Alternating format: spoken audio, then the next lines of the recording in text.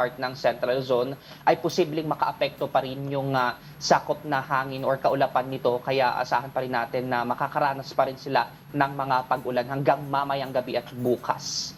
Oh, Per Francis, matapos kay Bagyong Marce, may iba pa bang weather disturbances na minomonitor sa ngayon ang Pag-asa? Yes, sa ngayon nga Pauline, itong cloud cluster na binabantayan ng Pag-asa sa labas ng Philippine Area of Responsibility ay nag-upgrade na sa low pressure area at inaasahan din natin according din sa track na binabantayan ng Pag-asa na ngayong gabi rin or bukas ng madaling araw ay papasok ito sa Philippine Area of Responsibility. And oras na makapasok na ito sa PAR ay kikilos raw ito papalapit dito sa may eastern part ng Southern Luzon at maaaring makaapekto at magdala ng mga mahihinang pag-ulan. Dito naman yan sa may areas ng Bicol Region, Quezon Province at dito rin sa may ilang bahagi ng Samar Provinces pagsapit ng linggo hanggang Monday next week, Pauline. Ayan, so magiging maulan pa rin pala sa paparating na linggo. But for now, maraming salamat para sa update na yan. That was mobile journalist Francis Orsho. Local government units affected by Typhoon Marce have suspended today's classes. There are no classes today in the provinces of Ilocos Norte, Ilocos Sur, and La Union. Students will also stay home today in the towns of Anda, Dagupan City, Lingayen, Mangaldan, as well as in San Carlos City, San Fabian, and San Jacinto in Pangasinan. The local governments of Cagayan, Benguet, and Bangued Abra have also announced class suspensions for today. We'll be back with more stories after this break. Keep it here on One News.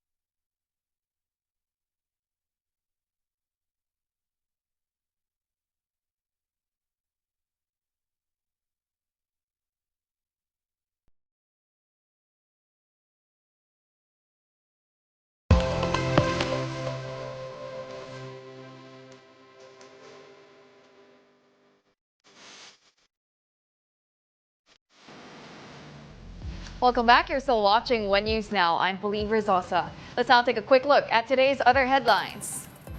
In the Philippine Star, several customs and anti-drug agents were allegedly liquidated by the Davao Mafia of former President Rodrigo Duterte. This was according to a Jimmy Guban, a former customs intelligence agent now serving time for drug smuggling. And in business world, the economy expanded, although weaker than expected in the third quarter. Gross domestic product grew by an annual 5.2% in the July to September period, slowing from the revised 6.4% growth in the second quarter.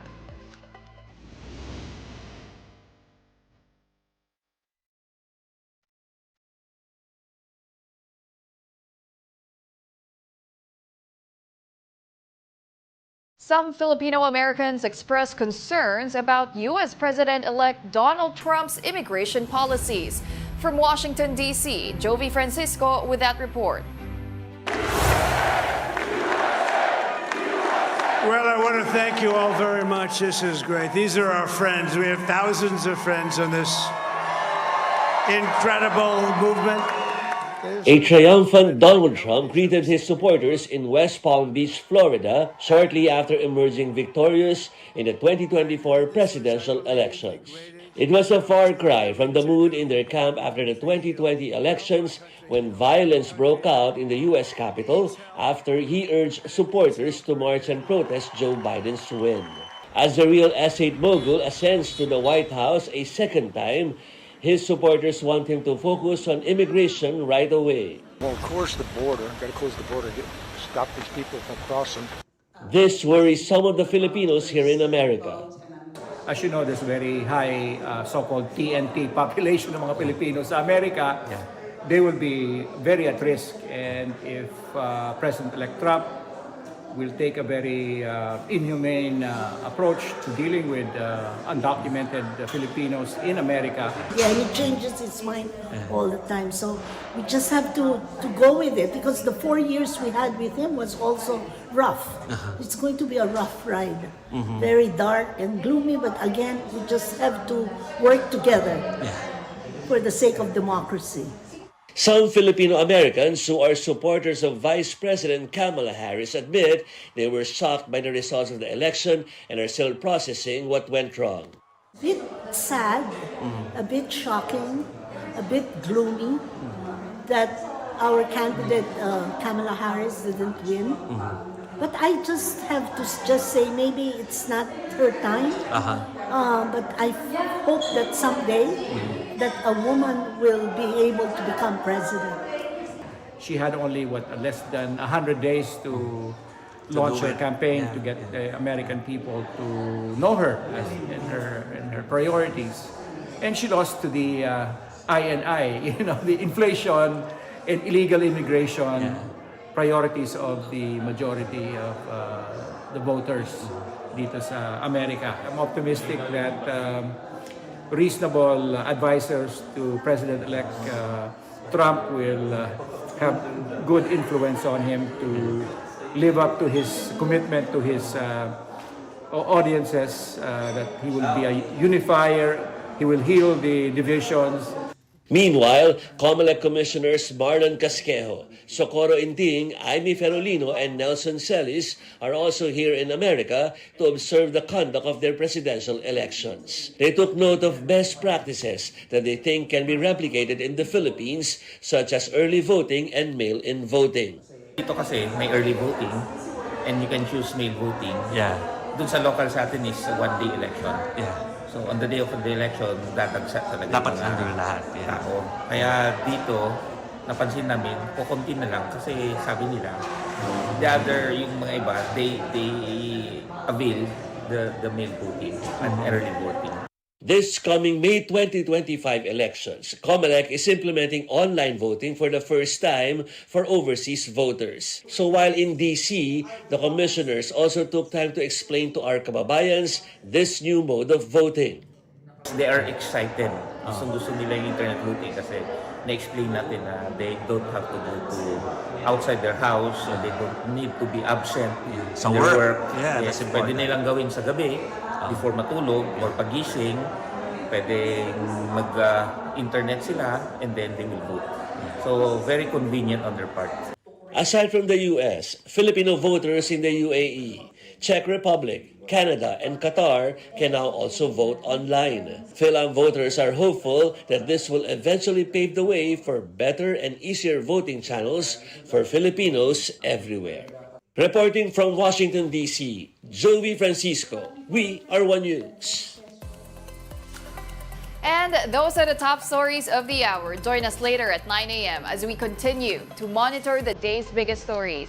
I'm Pauline Verzosa. We are One News.